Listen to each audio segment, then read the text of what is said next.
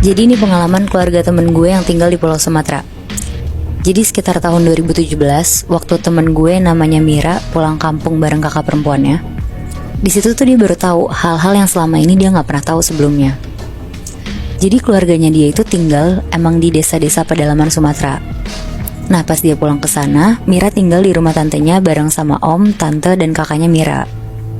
Semuanya baik-baik aja sampai di hari kelima Mira tinggal di sana. Tantenya Mira tuh kayak lebih sering ngobrol sama kakaknya Mira, dan ngobrolnya tuh kayak serius banget. Awalnya Mira gak mau ikut campur urusan mereka, soalnya jarak umur mereka tuh emang lumayan jauh juga. Kakaknya umur 28, tantenya umur 39 tahun. Selama di kampungnya Mira tuh dia cuma di rumah doang, karena lokasinya tuh di pedalaman. Terus dia tuh bingung mau kemana, mau ngapain. Paling dia cuma di rumah nonton TV, main HP. Sampai akhirnya pas malam-malam Mira yang tidur sendiri tuh denger ada suara gaduh dari kamar tantenya. Karena penasaran, Mira jalan ke kamar kakaknya. Dia ngetok pintu kamar kakaknya, terus masuk. Pas masuk, ternyata kakaknya tuh udah tidur. Dibangunin lah sama Mira. "Karina, bangun kak." Mira denger ada suara di kamar tante, kayak jerit-jerit gitu. Oh, gaduh itu sampai jerit-jeritan kayak gitu? Iya bener Moy. Pas kakaknya bangun tuh suara itu udah gak ada. Udah hening. Terus karena Mira juga ngeri, jadi kakaknya nyuruh Mira tidur sama kakaknya aja di kamar kakaknya.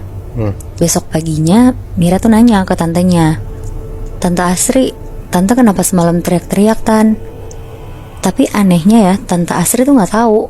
Bahkan bilang ke Mira kalau dia tuh semalam tidur pules banget karena habis video call sama suaminya. Nah kebetulan tuh suaminya emang lagi keluar kota lah seminggu. Akhirnya Mira gak mikirin itu. Siangnya tuh Mira diajak sama Tante Asri jalan-jalan keliling desa. Mira seneng banget karena akhirnya dia tuh keluar rumah dan ngeliat sekitar kan. Kayak ke pasar, ke pedagang-pedagang.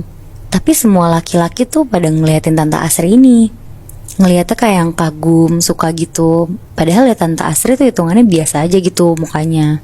Ya gak cantik-cantik amat gitu? Iya benar Bi. Okay. Dan Tante Asri kan juga udah nikah.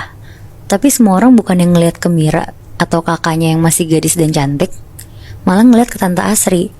Sampai kayak ada beberapa orang yang godain Tante Asri.